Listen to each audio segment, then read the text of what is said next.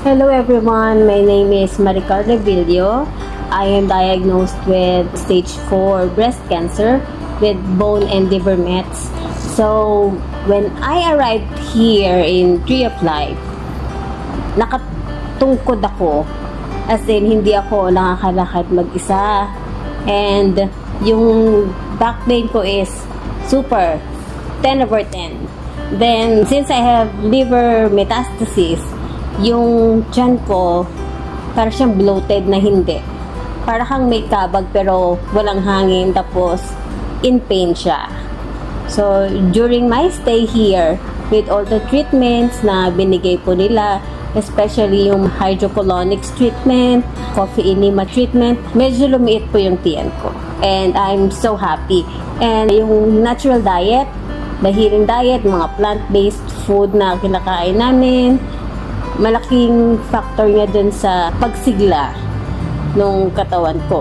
Now, I was able to walk mag-isa, walang tungkod, and yung sa back pain ko, minsan susumpong, but not like before na morning, lunch, dinner, I need to put cold therapy or hot therapy sa likod ko kasi sobrang sakit na talaga. Hindi ako makakatayo mag-isa, hindi ako makaupo mag-isa, hindi ko kayang nakaupo sa gazebo in 5 minutes, I think. Hindi yun pwede kasi mga ngalay na yung likod ko. So, yung ngalay sa likod ko, I was able to stay at the gazebo ng 2 hours bago siya nangalay. And malaking progress na po yun para sa akin. So, yun po yung very pinasasalamatan ko sa Tree of Life na parang naging miracle siya para sa akin na kaya pala.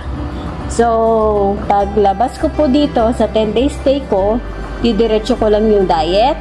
Sometimes I need to go back kasi gusto ko talaga madiretso yung hydrocolonics, yung drip namin with vitamin C para sa immune system.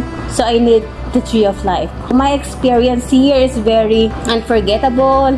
Yung knowledge na binigay nila sa amin, napakalaking tulong sa mga cancer patients like me. And I'm so thankful sa lahat ng staff. Kahit mag-isa ka po, hindi mo mafe-feel na yung family mo malayo kasi lahat sila friendly. Chika dito, chika doon. Yung mga patients dito, mababait. Hindi ka po talaga malulungkot.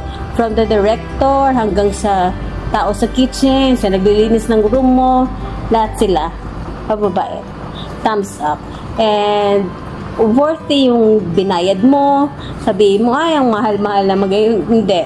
You need to experience it. Sobrang-sobra pa dun sa binayad mo yung experience and yung healing na magagawa ng Tree of Life para sa inyo po. Yun lang po. Maraming salamat!